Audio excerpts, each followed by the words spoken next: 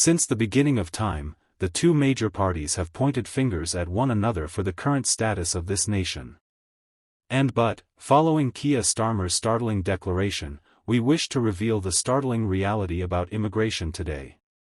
Additionally, we will review all of the most recent news from across the nation, but before, please hit the like button, subscribe to the channel, and join our fast-growing community.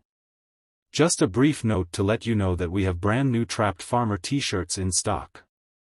You can get them right now at British.com or by clicking the link in the description from yesterday. In a shocking open borders experiment, Keir Starmer addressed immigration by accusing the Conservatives of making mistakes and promising a fresh approach. This sounds familiar because we've heard it all before. Both major parties have promised to fix immigration only to deliver failure after failure. The British people are owed an explanation because a failure on this scale isn't just bad luck, it's not a global trend or taking your eye off the ball. No, this is a different order of failure.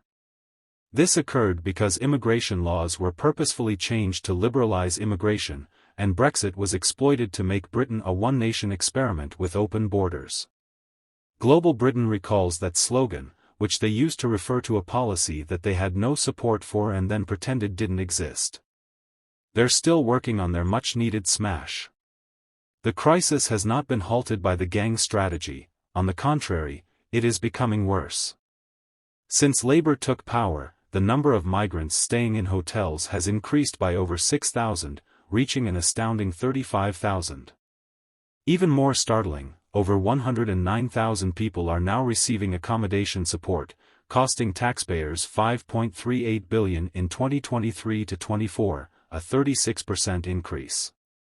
David Cameron made audacious promises in 2010 to cut net migration to the tens of thousands, but he failed. Instead, we've witnessed the largest population increase in 75 years, driven by mass migration. Here are the current numbers. Yes, there was a net migration of 728,000 for the year ending June 2024 compared to 9,000 for the year ending June 2023. Just 16% of the 3 million non-EU migrants who have entered over the past 6 years came as primary job candidates, the bulk were dependents, students, and family reunifications.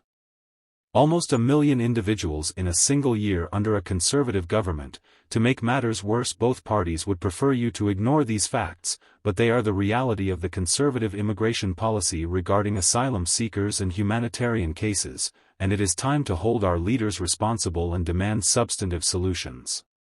What did you think of the announcement, and is Reform the only party that supports us closing our borders? Both the Conservatives and Labour are unable and unwilling to control immigration. In other news, a new report has revealed that the Air Accidents Investigation Branch of the IAB found that a series of maintenance errors and missed warning signals led to the near disaster. The flight aborted its journey and returned to Manchester after vital safety systems responsible for pressurizing the cabin were left switched off during routine maintenance. Nearly 200 passengers were at risk of passing out due to a lack of oxygen while on board a TUI Boeing 737 flight that was forced to circle over London last October.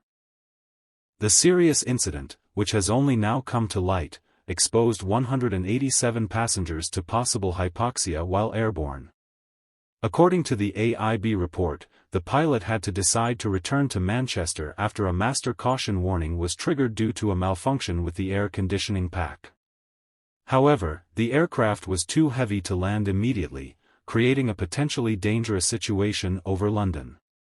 During this holding pattern over London, the crew missed a critical warning signal, and the oxygen mask warning light went unnoticed for 43 minutes, putting everyone on board at risk of hypoxia.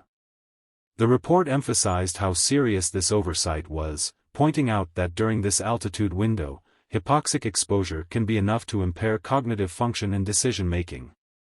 Both passengers and crew were at risk of impaired cogative function as a result of lower oxygen levels in their bodies, which was especially concerning because the aircraft had to stay in orbit to burn off excess fuel before it could land safely. Pilot weariness may have had a role in the mishap, according to the AIB inquiry. After being on call the night before the flight, the captain had only been able to get 3 hours of sleep. Weariness, especially chronic weariness, can cause insidious enough that a person might not notice the symptoms in themselves, the AIB report said.